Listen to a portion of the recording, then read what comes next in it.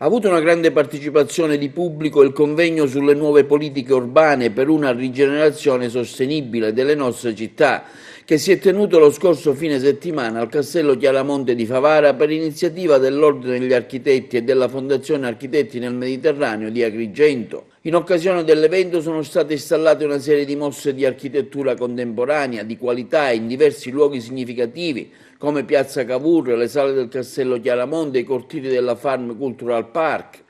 I lavori aperti dal presidente dell'Ordine di Agrigento Pietro Fraccabrino e dal presidente della Fondazione Rino Lamendola si sono articolati in 2 giornate.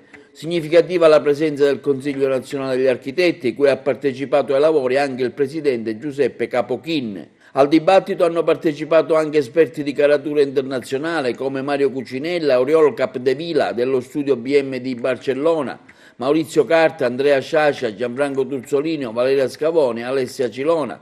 Per la Regione è intervenuto il dirigente generale del Dipartimento dell'Urbanistica, Carmelo Frittitta. L'iniziativa è molto importante perché centra il tema della rigenerazione urbana. Vedete, dal 2008, da quando è iniziata la crisi, questa crisi pesantissima per il settore edile, circa il 26% delle imprese del settore dell'edilizia hanno chiuso negli ultimi, dal 2008 al 2016.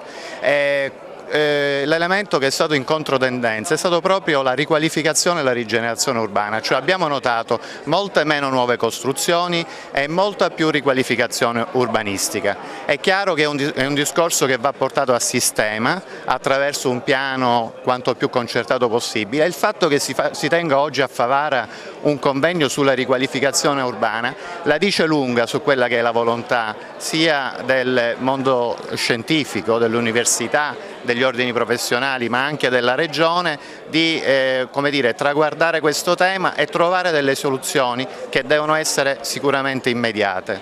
Sono momenti importanti di confronto su un tema di grande attualità che è appunto quello di prendersi cura delle nostre città e quindi attivare dei meccanismi sia edilizi ma anche sociali nella rigenerazione del nostro patrimonio edilizio.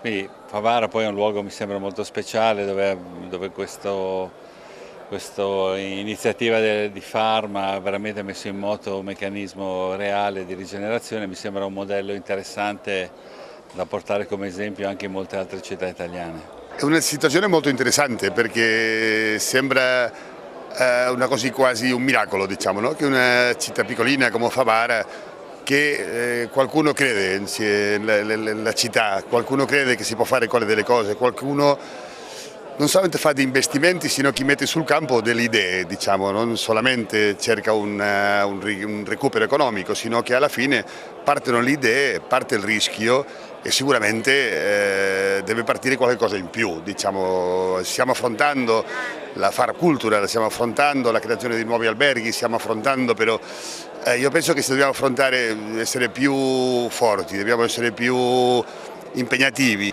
Questa iniziativa non poteva che farsi a Favara, perché a Favara c'è Farm, ma a Favara c'è anche qualcos'altro, non c'è più solo Farm e questa è la grande ricchezza di Favara. A Favara c'è un progetto straordinario di orti urbani che riguarda la Valle degli Orti, ci sono iniziative autonome private come qui di Vicolo Luna, come Palazzo Cafisi, come Zighi Zaghi.